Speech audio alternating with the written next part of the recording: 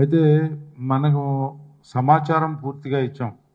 8,727 మందికి కూడా phone numbers సమాచారం అందరికీ కూడా డోర్ నెంబరు, ఫోన్ నెంబరు అన్ని డీటెయిల్స్తో మనం ఫామ్ 18ని ఫిలప్ చేయటం అట్లా నమోదు చేసుకోవడం జరిగింది.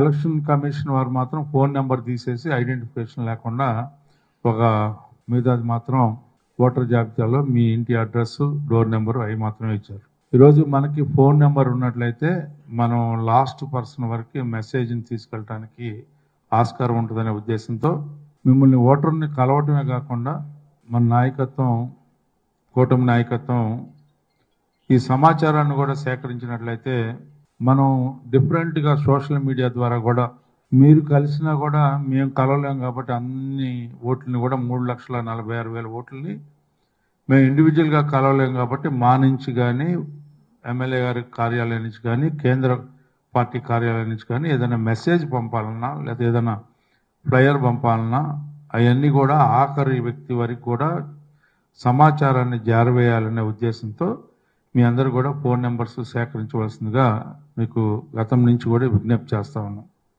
దాదాపు 70% ఫోన్ నెంబర్స్ని సేకరించాం డిఫరెంట్ యాంగిల్స్లో.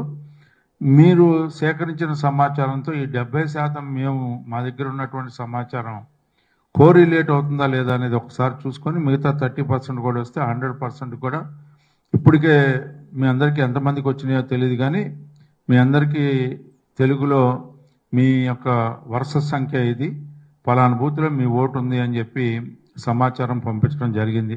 ఎంతమందికి వచ్చిందో నాకైతే తెలియదు కానీ వచ్చిన వాళ్ళు చేతులు ఎత్తమని చెప్పుకోతాము. ఇది ఎవరైతే ఓట్లు ఉన్నాయో రాని వాళ్ళకి ఏదైనా ఉంటే, ఓటు ఉండి రాని వాళ్ళకి ఏదైనా ఉంటే ఆ సమాచారాన్ని కూడా మాకు ఇస్తే దాన్ని మేము చెక్ చేసుకొని మీకు సమాచారం వచ్చేలాగా మీ ఓటు ఉందో లేదో తెలిపేలాగా కూడా చేయగలుగుతామని చెప్పి సందర్భం మనం చేస్తాం. ఇదంతా కూడా చాలా పెద్ద ప్రక్రియ. అంతేకాకుండా మీ అందరూ కూడా గ్రామాల్లోకి వెళ్ళినప్పుడు ప్రాధాన్యత ఓటుని ఏ రకంగా వేయాలి అనేది కూడా మీరు చెప్పాల్సినటువంటి బాధ్యత మనందరిపై ఉంది. ఓటు అనేది దీనికి మామూలుగా అయితే మనకి ఆల్రెడీ మిషన్స్ వచ్చినాయి, తెలంగాణ మనం నొక్కటమే, అది ఎటుపోద్దో మనకు తెలియదు. వాళ్ళు నొక్కమని చోట నొక్కి మనం బెల్లి మోగిందా లేదో చూసుకొని ఆ స్లిప్ తీసుకొని మనం వచ్చేయటం. ఇది మనకు తెలిసినటువంటి విధానం. అయితే మళ్ళీ పూర్వ ప్రక్రియ ఇందుట్లో మాత్రం గ్రాడ్యుయేట్స్, టీచర్స్ కాన్స్టిట్యున్సీలో మాత్రం బ్యాలెట్ పేపర్ మాత్రమే ఇస్తారు. ఈ బ్యాలెట్ పేపర్ మీద ఎంతమంది అయితే నుంచున్నామో అంతమంది పేర్లు ఉంటాయి. దాని ఎదుట ఆల్పాటి రాజేంద్ర ప్రసాద్ అని ఉంటుంది, దాని ఎదుట ఆ గ్యాప్ ఉంటుంది. మనకి ఏ కాలం ఇచ్చాడో ఆ కాలం ఎదుట గ్యాప్ ఉంటుంది. మొత్తం ఈ రైట్ సైడ్ చూస్తే అన్ని గ్యాప్లే ఉంటాయి. కాకపోతే మనకిచ్చిన దానికి కాలం కొడతాడు, పైన ఒక గీత కింద ఒక గీత కొడతాడు. ఆ మధ్యలో మాత్రమే ప్రథమ ప్రాధాన్యత ఓటు 1 అనే సంఖ్య మాత్రమే వేయాలి.